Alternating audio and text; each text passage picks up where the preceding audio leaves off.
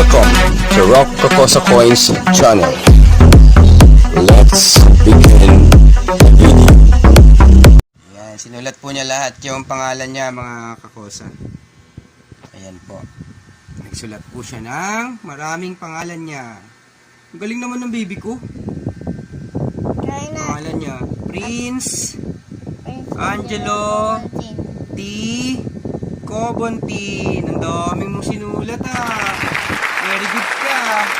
Galingan mo sa school Kinder na yan, mga kakosa. Magkikinder na po yan ngayong pasukan. Magkikinder po siya. Si Prince Angelo Cobontin. Yan, mga kakosa. Nagsusulat po yung baby ko. Magkikinder na po yan ngayon. Magpapasok na po siya ngayong August 29 po. Bukas. Magsusulat po siya ng pangalan niya. First time niya po magsulat ng mga pangalan niya. Bago pa lang po siyang magsulat.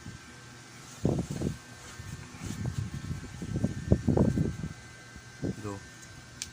Matanong mo, parang may ay ganito. Ano ba sulat mo? Prince Angelo Cobontin. Go.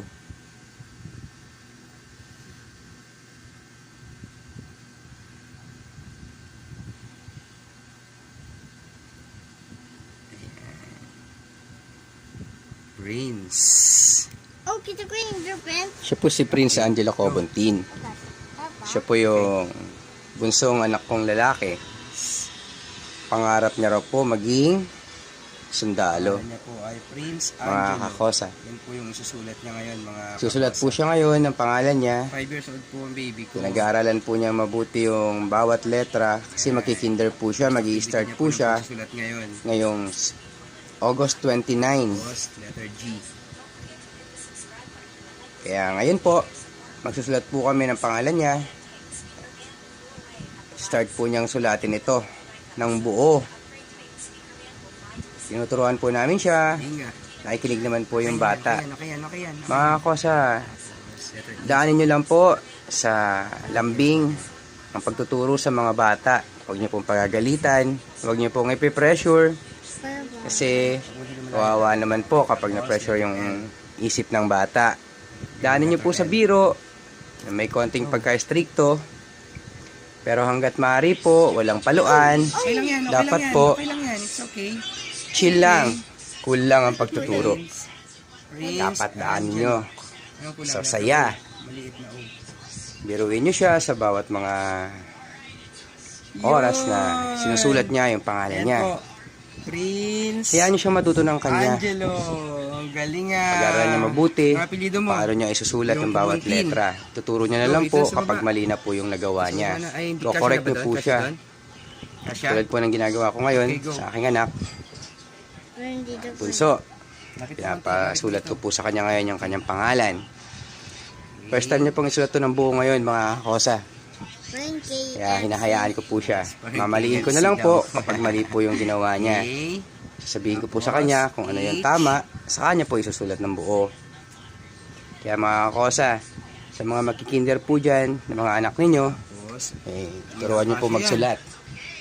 Para pagdating po ng nasa school na sila, hindi na po mahirapan yung bata. Hindi po siya maghahabol. Paano po ang gagawin. Hindi po siya mahirapan. Kaya sa bahay pa lang po, ituro na po natin mabuti kung ano po yung dapat niyang gawin. Unang-una po yung pagsulat, paghawak ng lapis. Kahit po sabihin natin na alam na po ng bata, pero dapat po alam niyo pa rin po yung ginagawa niya sa tulong po natin ng mga magulang. Very good. Galing mo magsulat Ngayon po, sulat na po yung buong pangalan niya. Dadaan ko po siya sa biro. Sabi ko nga po Jollibee ko siya. O imamakdo. Pag nasulat niya ng buo yung pangalan niya. First time niya po kasing sulat to ngayon. Testingin ko po yung anak ko. Sana nga po pang Jollibee. Pero hindi po. Jollibee ko po siya syempre. Parang naman yung bata mas maingganyo. Ganun lang po ang gagawin ko sa kanya ngayon, mga kosa. Wala pong pressure. Dadaanin ko po sa biro. Ayan. Para po maging masaya yung pagtuturo. Maging Maayos po yung takbo ng isip ng bata. Wala pong pressure.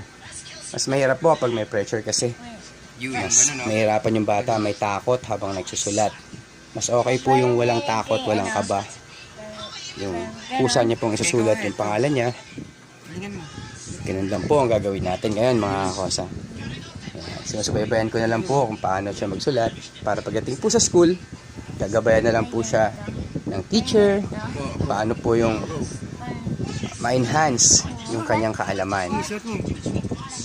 Mga kosa, payong magulang lang po, pagdating po sa pagsusulat ng bata, gabayan nyo na lang po siya para po matutong mabuti.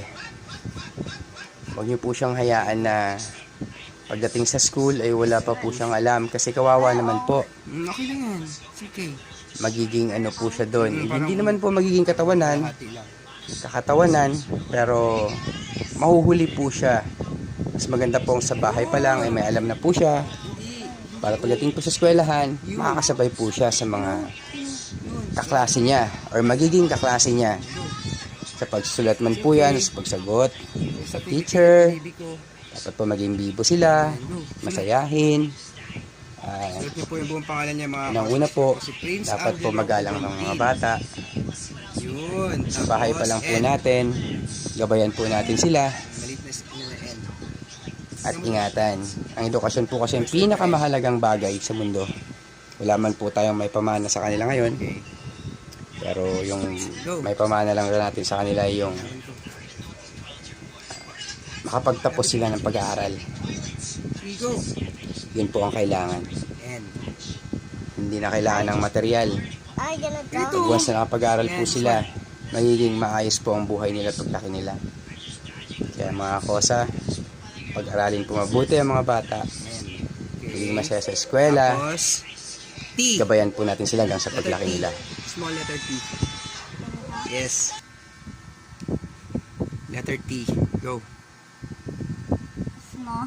Yan, small. Taasan mo konti dito, habaan mo konti mataas. Big. Yan. Tapos, okay. Go.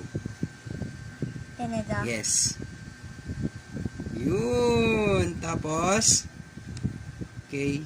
I. Tapos, N. Letter N. Yan po mga kosa, tapos na po niya yung kanyang sinulat. Sinulat na po niya ng buo yung Prince very Angelo good. Cobontin na pangalan niya. Kinder na po yan You see? pagpasok ngayong September Yan po mga 29. kosa, sinulat po yan ng Po si aking anak. Prince Angelo Cobontin. Tingin ka muna, baby. Ayan po. Hello. Yan, siya po Masaya si po Prince siya. Angelo Cobontin. Kasi may Jollibee nga naman. May sulat yung pangalan niya dito. Hindi mo alam yung ano. Pero Okay, sa okay. totoo lang po mga Tingnan mo na kosa, Yan po yung sinulat yung niya. pong biro ko na yan sa anak ko, Prince para rin po sa kanya yan. Angelo Para po matuto siya. Hindi man po perfect ang sulat ng bata. Yan po, At Prince least po, Angelo Cobontin. alam niya Magkikinder po na siya yun po ngayon. yung pangalan niya na naisulat niya. Practice po kami yung one Kesa day naman po, bago masulat hindi pa niya yun. alam pagdating sa Pangalan eskwela. niya. Maraming salamat Very po. good. Huwag niyo pong kalimutan mag-subscribe mga kosa. Mga kosa. Ronnie Cobontin. Baby po.